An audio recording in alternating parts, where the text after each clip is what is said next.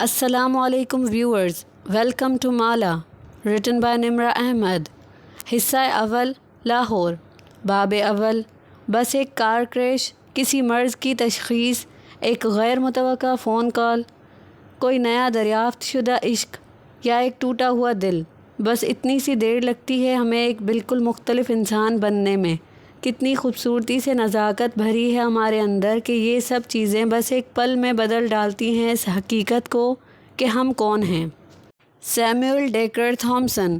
تاریخ تھی 5 اپریل، شہر تھا اسلام آباد کا اور وقت تھا صبح 8 بجے کا.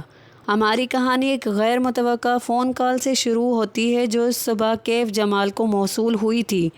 کیف ان دنوں ہر بے روزگار اور ناکام انٹرپرینور کی طرح دن چڑھے تک سویا کرتا تھا اور دوپہر سے فجر تک کام کی تلاش میں لیپ ٹاپ کے سامنے بیٹھا کرتا تھا. اس وقت بھی وہ گہری نیند میں تھا جب گھنٹی بجی. اس نے سوئے ہوئے دماغ کے ساتھ فون کان سے لگایا. نمبر غیر شناسا تھا اور آواز خشک. کوئی ادھیڑ عمر مرد تھا جو اسے بتا رہا تھا کہ اس کا باس جو حال ہی میں برطانیہ سے آیا ہے اس سے ملنا چاہتا ہے. اس کے پاس کیف کے لیے ایک جاب آفر ہے. کون ہے آپ کے باس؟ وہ جمائی روکتے ہوئے اٹھ بیٹھا، آنکھیں مسلی. وقت دیکھا. ماہر فرید. مگر میں کسی ماہر فرید کو نہیں جانتا. جان جاؤ گے. ادھیڑ عمر آدمی نے کال کاٹ دی.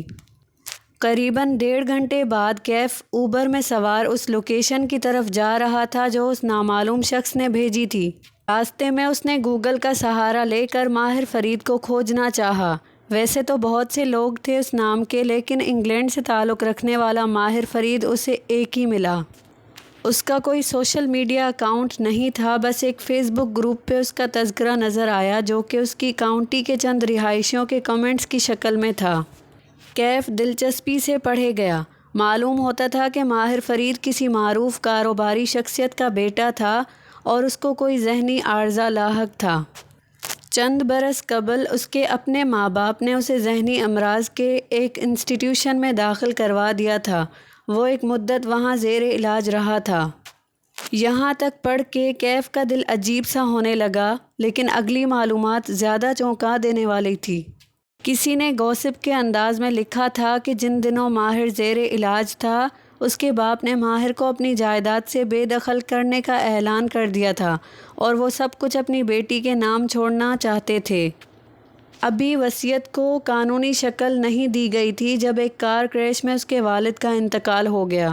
ان کی وفات کے بعد ماہر کی ماں اور بہن ملک چھوڑ کے چلے گئے اور نہ جانے کیسے، لیکن ماہر فرید کے ڈاکٹرز نے اسے کلیئر قرار دے کر ڈسچارج کر دیا. یوں وہ واپس اپنے گھر آ گیا اور یقیناً اب وہ اپنے ماں باپ کے تمام اثاثوں کا مالک تھا. یہ خبر 2 برس پرانی تھی. کیف نے مزید سرچ کرنا چاہا لیکن اس کے علاوہ انٹرنیٹ پہ اس شخص کا کوئی نام و نشان نہ تھا. ہوٹل آ چکا تھا، یہیں ملاقات طے کی گئی تھی.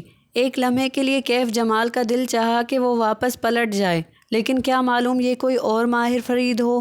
ایک دفعہ ملنے میں کیا حرج ہے. چند منٹ بعد وہ لفٹ میں سوار تھا جو اسے 4تھے فلور کی طرف لے کر جا رہی تھی.